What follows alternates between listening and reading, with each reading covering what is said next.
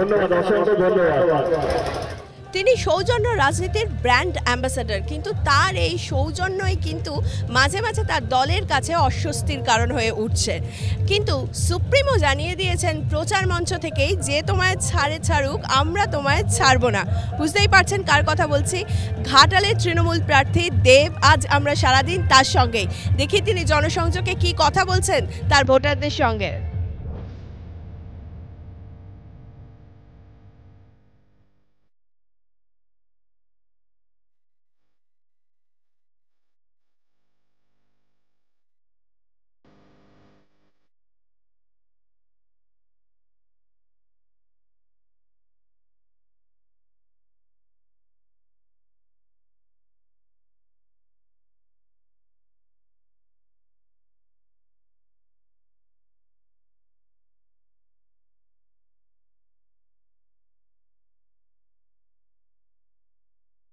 যখন তোমার ফ্রেটার্নিটির লোকেরা শুটিং ক্যান্সেল করে দিচ্ছে, কেউ শুটিং পিছিয়ে দিচ্ছে, সময় কমিয়ে দিচ্ছে, সেখানে তুমি এই 43 ডিগ্রি টেম্পারেচারে পুরো বাংলা ঘুরে বেড়াচ্ছ, এই গ্ল্যামার কোশেন্টের কি হবে? এখানে 43 না, এখানে হয়তো 46 হয়ে গেছে, 45-46 হয়ে গেছে ঘাটালে।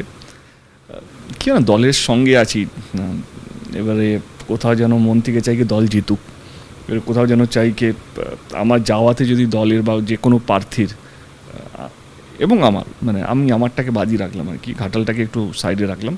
যদি গিয়ে যদি কোথাও যদি ভোট পার্সেন্টেজ বা যদি বাড়ে, তো আমার এখন সেটাই লক্ষ্যকে দলকে কীভাবে জেতাবো। এবং ডেফিনেট সত্যি এটা অস্বীকার করা যাবে না, আজকেই পড়ে 100 বছরে এত গরম হয়নি যে আজকের দিনে কলকাতায় যা গরম পড়েছে, এবং কলকাতার বাইরেও এই এপ্রিল মাসে কথার কথা খুব কষ্টকর তো বটেই। মানে আমরা কষ্ট করছি সেটা একটা দিক, কিন্তু তুমি তো আমার সঙ্গে যাবে, দেখতে পাবে মানুষ 2 ঘন্টা ধরে রাস্তায় দাঁড়িয়ে আছে, কখন দেব আসবে, কখন দেব আমার বাড়ির পাশ থেকে যাবে, বা কোনো সভাতে 2 ঘন্টা আগে গিয়ে বসে যেতে হয়, আসতে হয়, কখন দেব চলে আসবে। তাদেরকে যখন দেখি ওই হাসি হাসি মুখে চিৎকার করছে, চেঁচামেচি করছে, হাসছে, তো আমাকে ছোঁয়ার চেষ্টা করছে, তখন না নিজের ক্লান্তি, নিজের পরিশ্রমকে আমি কেন, এই প্রশ্নগুলো আর মাথায় আসছে না। মনে হচ্ছে কি নিশ্চয়ই কোনো একটা ভালো কাজ করেছি, ঠাকুর সেজন্য এখনও এত ভালোবাসা মানুষের মাঝখানে রেখেছে।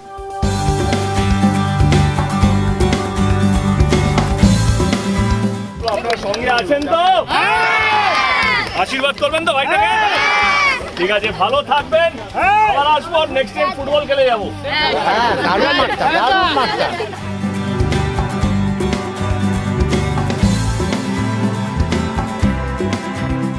সৌজন্য রাজনীতির ব্র্যান্ড অ্যাম্বাসাডার বলা হয় তোমাকে, তো এই সৌজন্য কি কোথাও কোথাও গিয়ে তোমার সঙ্গে দলের একটা অস্বস্তি তৈরি করছে? না তো, না না না, একদমই না। আমার সৌজন্য রাজনীতি তো এটা তো বেসিক। আজকে সত্যি কথা বলতে গেলে যেটা বেসিক সেটাই মনে হচ্ছে ও কী করে দিল। আজকে যদি আমি চুরিচামারি কথা বলি, সেটা এটা তো নর্মাল, এটা তো হয়, কিন্তু যখনই কোনো ভদ্রভাবে কেউ ব্যবহার করে বা কথাবার্তা বলে, সেইটাই সৌজন্য ব্র্যান্ড অ্যাম্বাসেডর হয়ে যাচ্ছে।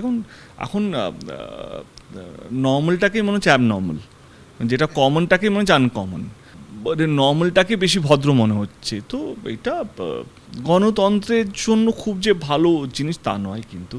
এবং আমার মনে হয় কি, আমি যে রাজনীতিতে বিশ্বাস করি সেটা যদি সৌজন্য হয়, তো সৌজন্য, ভদ্রতা যদি বলি, ভদ্রতা, বেসিক্স যদি বলি, তো আমি বেসিক রাজনীতিই করছি মানুষের। আচ্ছা, যে কোনো প্রতিনিধির বা দলের প্রথম লক্ষ্যটা কী? মানুষকে ভালো রাখা, রাইট? এবং তার নিজের এলাকায় যেন কাজটা করে। এবং এই দুটো কাজ যদি একটা নেতা বা একটা জনপ্রতিনিধি করতে পারে, তাকে কোনো কুকথা বলার দরকার নেই, প্রয়োজন নেই। কে চোর, কে কি না, আমি কি আমার কাছে ইম্পর্টেন্ট, আমি কি কাজ করতে পেরেছি সেটা আমার কাছে ইম্পর্টেন্ট। তো আমি সেটাই বিশ্বাস করি, এবং সেটা বললে আমার যারা ভোটার, যারা আমাকে ভোট দেবে বা যারা আমার দলকে ভোট দেবে, তারা নিজের ইচ্ছেতে সেটা দেবে, এবং তার জন্য আমাকে কাউকে চিৎকার করতে হবে না, কাউকে মুখ বলতে হবে না। মিঠুন চক্রবর্তীর সঙ্গে তোমার সম্পর্ক নিয়ে তোমার রাজনৈতিক কেরিয়ারে বেশি কথা হয়, এবং মানে যে তোমরা দুজনেই ফিল্ম ফ্রেটার্নিটি, কিন্তু ফিল্মে অত কথা হয় না, রাজনৈতিক ফিল্ডে বেশি কথা হয়। তো তুমি এটা কিভাবে দেখো? আমি কিভাবে দেখবো? একটা লোকের সাথে ভালো সম্পর্ক হতে পারে, অন্যরা কিভাবে দেখছে সেটা এখন অনেক বেশি ইম্পর্টেন্ট হয়ে গেছে। আমার সঙ্গে মিঠুনদার সম্পর্ক মিঠুনদা জানে, মিঠুনদার সঙ্গে আমার সম্পর্ক আমি জানি, এবারে অন্যরা কি দেখছে সেটা এখন অনেক বেশি ইম্পর্টেন্ট হয়ে গেছে। একটা দল করা মানে বাকি দল যারা করছে তাদের দলের নেতা কর্মীরা বা যেই হোক না কেন তারা আমার শত্রু না। আমাদের প্রত্যেকে একটাই ধর্ম, মানব ধর্ম, মানুষকে ভালো রাখা। আজকে যদি আমি কাঞ্চনদাকে নিয়ে দেব মহান হয়ে গেলো, দেব ওই সৌজন্যর ব্র্যান্ড অ্যাম্বাসেডর হয়ে গেলো, দেব কী করতে চাইছে, দেব দলকে কিছু বোঝাতে চাইছে, দেব দলের বিরোধী না, এটা দল বিরোধী কাজ না। আমি টিভিতে দেখলাম, আমার মনে হলো কি না আমার খারাপ লেগেছে, আমার যদি তুমি বলো তোমার রিয়াকশান কি, এটা আমার রিয়াকশান। তো আমার মনে হয় কি শুধু কথা বলে নয়, কখনো কখনো কাজ দিয়েও প্রমাণ করা যায় কি তুমি কে, তার তুমি কিভাবে রাজনীতিকে দেখতে চাইছো। কুণালদা বলেছে যে তুমি চৈতন্যদেব হচ্ছে, তুমি কি পর্দায় চৈতন্যদেব হতে চাও? পর্দা কেন, আমার মনে হয় চৈতন্যদেব তো ঠাকুর, তাই তো, মানে এক্সাম্পল তো খুব খারাপ কিছু নেয়নি, ভালোই নিয়েছে। ইনফ্যাক্ট আমার মনে হয় কি সবাই তো ভালো হতে চায়, সবাই তো সৎ হতে চায়, সবাই তো মানুষের সেবা করতে চায়। চৈতন্যদেব তিনিও তাই করেছেন, তার আমরা যা পড়েছি যা দেখেছি। তো আমার মনে হয় কি কুণালদা কোনো ভুল কিছু বলেনি। কুণালদা যেটা বিশ্বাস করে, যেটা তিনি বলেন, এবং আমি যেটা বিশ্বাস করি সেটা আমি করি। আরেকটা কথা এখন খুব ভাইরাল একটা ক্লিপ ঘুরছে, সেটা হচ্ছে নরেন্দ্র মোদী বলেছেন যে এরা শ্রাবণ মাসে মাটন খায়, ফিশ খায়। তুমি শ্রাবণ মাসে খাও, ভেজ খাও না নন ভেজ? আমি 12 মাসই খাই, 12 মাস কি খাও? সব খাই, মানে মুরগি, মাটন, বিফ সব খাই, পোর্ক সব খাই।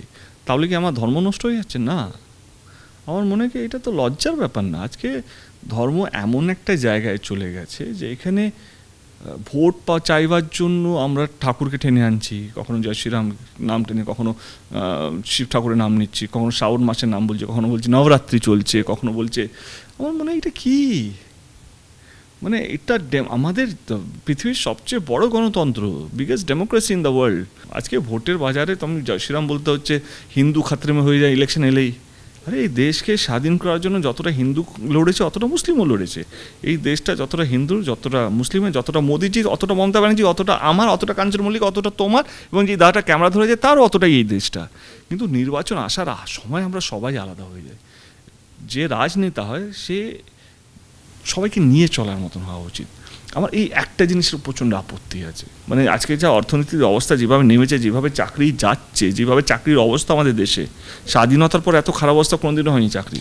আমি এটা বলছি না কি বিজেপিকে আক্রমণ করতে হবে বলছি, তুমি যে প্রশ্নটা করলে সেই প্রশ্নটা আমার মনে হয় কি কেন্দ্র সরকারকে যেটা এখন করা উচিত সেটা হচ্ছে কি কোন দলে কীভাবে ভাঙিয়ে নিয়ে আসবো সেই না, মানে সমস্ত দল নিয়ে দুঃখ টিভি হচ্ছে, মানে কংগ্রেস আছে, সিপিএম আছে, টিএমসি আছে, সাউথের অনেকগুলো পার্টি আছে যেগুলো আমি নাম হয়তো বলতে পারবো না, বিহার, ইউপি, অনেকগুলো পার্টি আছে।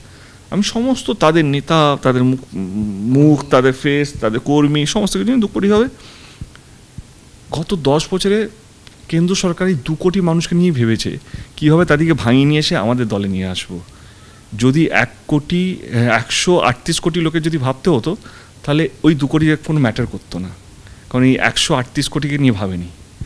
সেই জন্য আমাদের দেশের ইকোনমিটা কমে গেছে, চাকরিটা কমে গেছে, দেশের উপরে সবচেয়ে বেশি ঋণ, কারণ ওনাদের সবচেয়ে বেশি কনসেন্ট্রেশন ছিল কীভাবে আমরা অন্য থেকে ভাঙিয়ে নিয়ে আসবো।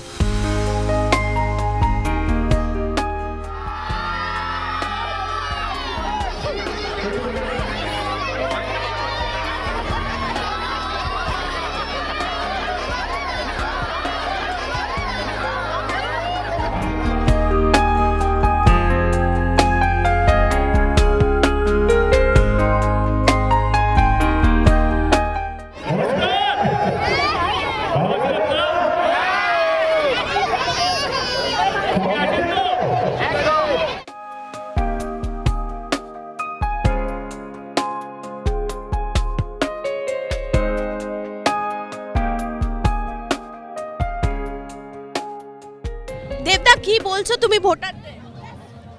কি বলবো, পাশে থাকতে বললাম, 2বার জিতেছি, এটা আমার গ্রাম কেশপুরটা যেহেতু, এবং চাইবো কি কেশপুরের মানুষ যেন আস্তে আস্তে মানুষ যেভাবে আমাকে 2বার জিতিয়েছে, যে বিপুলভাবে পাশে থেকেছে, এবং আমিও গত 10 বছর ধরে কেশপুরটাকে শান্তিতে রেখেছি, শান্তিতে আগলে রেখেছি। কোনো দলকে বা নিজের দলকে বা কাউকে এইটাকে আক্রমণ করতে, কেশপুর তো যারা ইতিহাস জানে কেশপুরে তারা জানে এখানে কী কী হয়, কী কী হয়েছে, কত অত্যাচার হয়েছে কেশপুরের উপরে। সেই জায়গা থেকে 10 বছর ধরে কেশপুরকে আমি আগলে রেখেছি নিজের বাড়ির মতো, কোনো অশান্তি করতে দিইনি, কোনো কিছু করতে দিইনি। তো আমার মনে হয় কি কেশপুরের মানুষ এইবারও বিপুল ভোটে আমাকে ভোট দেবেন, আশীর্বাদ করবেন যেন আমি তৃতীয়বারের জন্য জিততে পারি। অবশ্যই করবেন, হ্যাট্রিক হবে, হ্যাট্রিক হয় তো, হ্যাট্রিক হবে।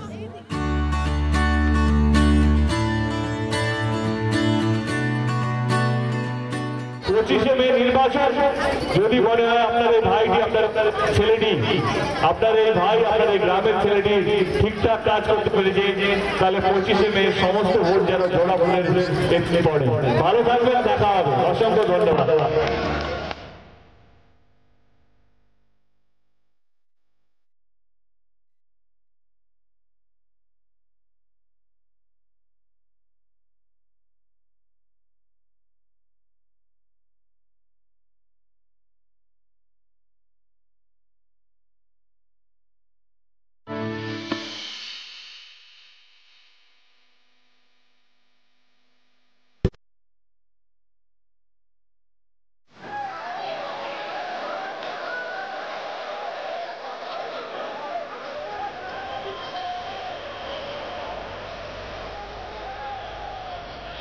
আচ্ছা, এই ভালোবাসার জন্যই কি বারবার রাজনীতিতে ফিরে আসা?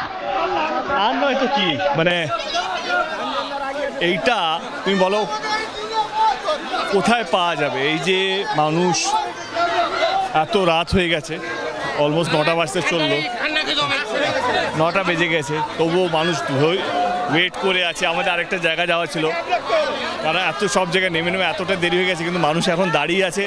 এবং এই গরম, সকাল থেকে যা গরম পড়েছে, রেকর্ড গরমের সত্ত্বেও সন্ধে হয়ে গেছে, সবাই কেউ যায়নি, মানুষ এখানেই। মানুষ যেভাবে ভালোবাসা দিচ্ছে, আমার মনে হয় এইটার জন্য যে কোনো মানুষ রাজনীতি থেকে যেতে পারে।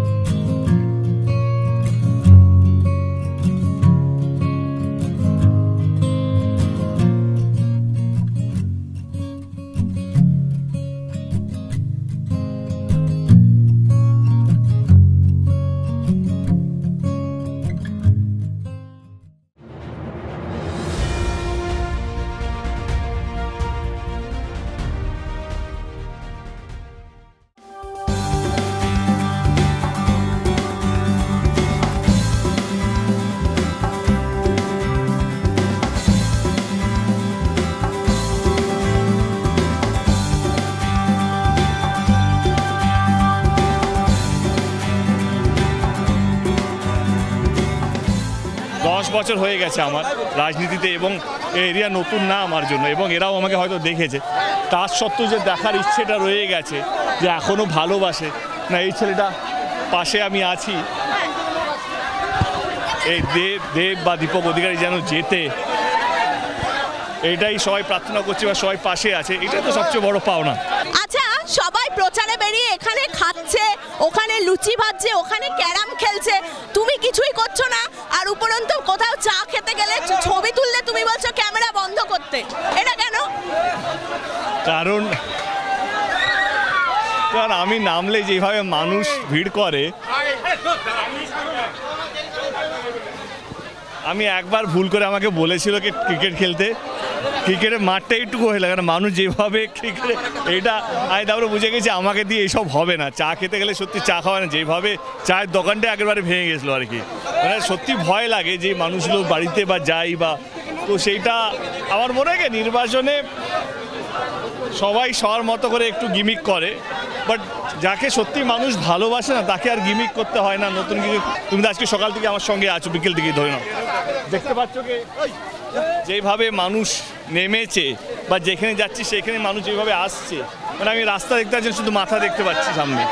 এই সবাই তো দেখছে তোমার প্রণামও করছে, তাহলে তো একটু সিনিয়রিটি হয়ে গেছে।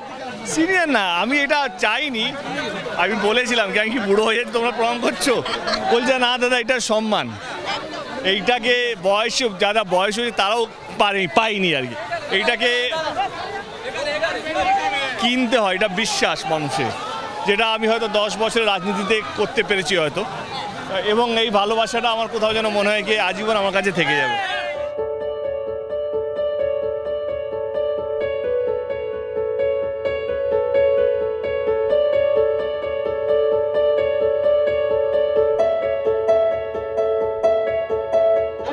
আমাকে পাশে থাকবেন, আপনাদের গ্রামের ছেলে, আপনাদের ভাই।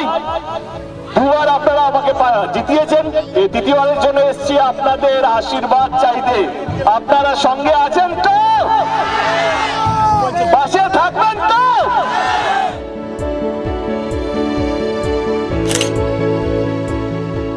টানা 7 ঘন্টা কেশপুরে তার নিজের গ্রামের অলি গলি ঘুরে ফেললেন ঘাটালের তৃণমূল প্রার্থী দেব, এবং তাকে দেখতে কেউ অপেক্ষা করেছিল 3 ঘন্টা, কেউ বা 4 ঘন্টা। কাউকে নিরাশ করেননি তিনি।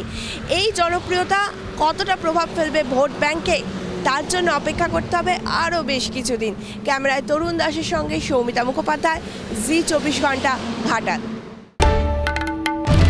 বাংলার আওয়াজ, বাঙালির আবেগ, জি 24 ঘন্টা।